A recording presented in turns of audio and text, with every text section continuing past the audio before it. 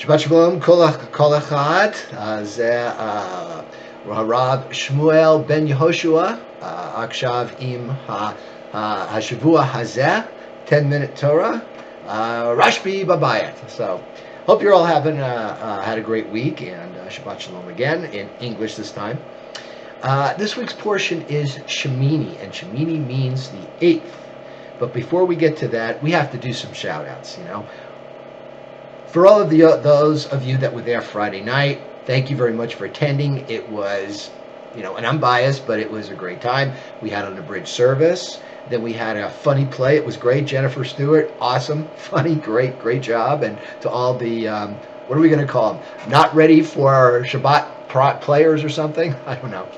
And we had the reading of the Megillah. We had the regular service. Everybody came together. It was a beautiful event. So thank you for everybody that organized it and arranged it, took part in it. Thank you to the band. Again, Alana, Jack, Sasha, John Paul, Baglama. I think I got the name of the instrument now. And Purim Carnival. Denise English, Susan Beth Bartis. Great job organizing. Thank you very much. It takes a village, and people like you coming and organizing something like this. Thank you for all you do, and thank you too to Brenda Fusco, Judy Bach, and Barak, who all came together and helped, and all the other people that pitched in and did it. This is what it takes, and a month from now, Pesach. So, hope to see you there. So, Shemini, the 8th day. So, as I've heard before, and we may yet hear again, hint, we might be privileged to hear, and it might be enjoyed to hear a little sermon about how 8 is, as well as 7 and 13, a very significant number in Judaism. So it was on the 8th day that as Moses is looking to consecrate Aaron and his sons as the high priest, and as the beginning of the lineage of the high priests, they did a bunch of offerings for 7 days, and on the 8th day, they went ahead and consecrated Aaron et al. Into the priesthood. Now, we talk about 8 days. How is 8 significant in Judaism? 8 days of Sukkot, 8 days of Pesach, of course, out here in the exile, in diaspora. So it comes into play. 8 days of Hanukkah. It comes to play in Judaism as a significant number. And how that is, well, consider the fact that you're going through a couple of Shabbats, and then you come to the day after that second Shabbat, or the first Shabbat. There's always a Shabbat in there. So, maybe that has something to do with it. Maybe the fact of the Brit Milah happens on the 8th day. You've got all these interactions in play. So, one of the first interesting topics in this particular portion is the fact that Aaron is going off, and he is starting to do some of the rituals, and Moses gets angry at him. He says, "Why are you doing this?" And Aaron says, "Well, because," and he gives him the reason. He says, "Because, God laid this out and we're doing it." And Moses took a step back and he saw, yes, Aaron was right. Now, we've talked about the idea of anger in Judaism. And one of the things that we look to do in Torah, and the reason we call this modern conservative, is because the Torah isn't just a standalone document, and we take a look at Shemini, talks about the consecration of the priests, and we can certainly leave it at that. But, Torah is relevant, and that's one thing we want to take a look at. We want to look at the relevance of Torah. So if we see a lesson like this, that the greatest prophet who talked to God the way you and I sit down and have coffee, could get angry. And what the anger did, it kind of made him, it kind of prompted him, to speak before he thought, ultimately. And that's one of the problems with anger. And this is something that the rabbis and the sages talk about. When you get involved in emotion like that, who is strong? He who conquers his emotions, per King Solomon. Then you just kind of lose all rational thought, and you get yourself into deeper water. So sometimes when you not all the time when you get angry, take a breath, count to 3, let your intellect take over from your passion, and then reevaluate the situation. So there it is. So we had a very significant event here, and this is the consecration of the high priests. Within that celebration, Nadab and Abihu, Aaron's 2 oldest sons, take their censers, their fire pans with the coal. They go into the Holy of Holies. They use an incense that God had not prescribed, and bam, they're gone. Their souls are gone, taken. And with that, Moses comes and says, Aaron and your two surviving brothers, do not mourn. Just take them outside the camp. We'll do the ritual for burying somebody, and that's it. And then we'll move on like nothing ever happened.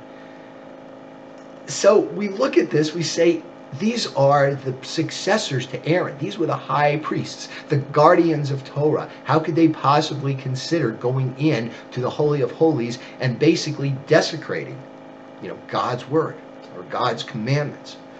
Well, after this event occurred, one of the commandments is do not officiate when you've had some wine. So they say that they were celebrating, everybody was joyous, maybe Abihu and Nadab had a little too much wine, and they're getting all full of themselves, they're getting haughty, they go, oh, we're the high priests, let's go in and let's do this. And that's what happened. Now that's the Sansino, the conservative version. The Orthodox version talks about how they were just so invigorated, emotionally invigorated, and they had this impassioned, and they were motivated, and they were inspired to go in and take hold of their duties right away. And God took them because He loved them. I don't know how much of that I buy. I really don't.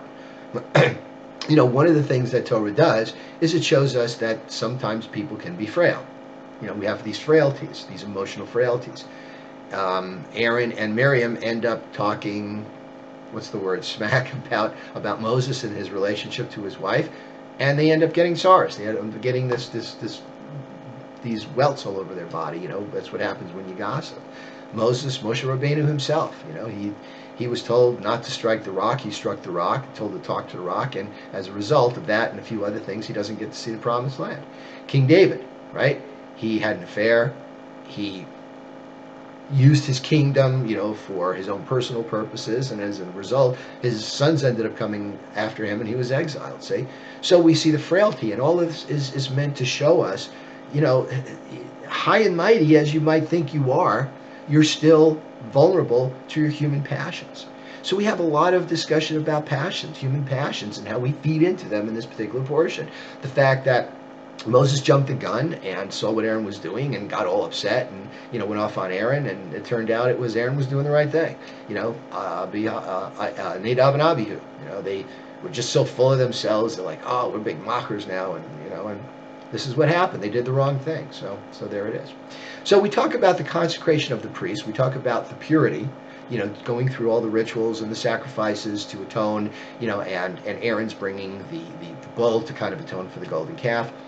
That was his chatat, or his guilt offering. The end of the chapter, we are introduced to the laws of Kashrut. Now, there's an old saying, you are what you eat. Why is there laws of Kashrut? You are what you eat. You take in holy food, you become holy. If you are denied certain things that, maybe they're not the cleanest animals, and it's not necessarily clean or not clean physically, it might be clean spiritually. People say that pigs are not clean. We don't eat pork because, they have a hoof is not right, and but even though they chew their cud, and yet we don't eat them. And yet, chickens are kosher. If you ever see what a chicken does, when I was in Israel, I was dealing with chickens, and they're not real clean animals physically, but they're clean spiritually because they're not a bird of prey. And this part of the Torah, this part of our portion of Shemini, discusses the various animals, life forms that we can eat and those that we can't. It doesn't really give a reason. Well, actually it does. It says, you will eat and you will be holy. Now, from this, a lot of people have sought to look for a rational reason. And we can certainly say that if you look at some of these animals, maybe, some of the animals that are not kosher, they're kind of disease infested. One of the reasons we drain the blood, as long as we're on that topic, to kind of segue a little bit, is because some of the blood may contain microbes and things that get us sick. So you drain the blood. That's another reason. It's not just you're draining life on a spiritual sense, but you're also taking away the source of a contamination for you, see? But the point is that why are these animals clean and unclean? Maybe it doesn't matter, okay? Had a friend who trained me in martial arts. He's a Marine, Todd. And he had asked me a question once, why do we do such and such, think outside the box, and knowing that he was a Marine officer, I said, discipline. He goes, yes. Maybe let's assume for the moment that the only reason that we are prevented or prohibited from these forbidden animals is discipline. That's it. Because you train yourself to do something or not do something, it makes you stronger. See? So we can rationalize, we can go on about this till the cows come home, and the cows are kosher, so we're good there, right? But the point is that we do it because that's what makes us Jews. That's what makes us holy. Okay, God says, this is what you will eat, this is what you will not eat, and as we say in the V'ahavta, and you will be holy to your God. And that's really it. So, looking forward to seeing you this Friday. I think we're doing a celebration. And Saturday, we've got Shabbat Parah. We're taking out another Torah. And hope to see you there. Thanks again for listening. And we're coming together as a community. It's beautiful.